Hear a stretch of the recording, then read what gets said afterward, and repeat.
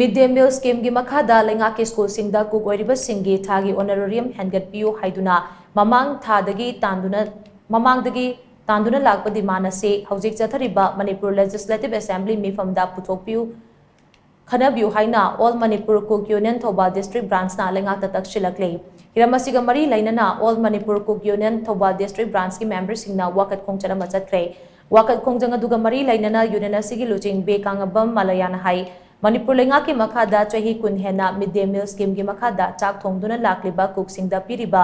honorarium asi yamna pikpa amadi matamga chanadraba ama oi houjik piriba honorarium lupa lishing ama asi fauba pidaba thatara manga fazilakle houjik cook sing Kokta खुद हाबनरे पिथोक्तना लेरिबा honorarium asi atuba matamda pithokpiyo loinana thagi honorarium asi lupa lishing tarada hengatpiyo cook singna thengnariba awaba amade taliba demand asigi matangda Thoubal district ki DC da khangankhre union na matam kya gi mamangdagi taliba demand asi handaki assembly MEEPHAM asi da puthoktuna piriba khusumal asi atuba da hengatpiyo haina mana makha taki tha manga surapaji asi ba do koi turo bibi de adugan tha chahi amada toro je puna bibi banata ba tha ani ge tha ahum piraga oji ju honorarium se tha manga din pending laiba si bo ko na ko pitho bi de ba ade ku si jo koi toro bisin da de hangatpiyo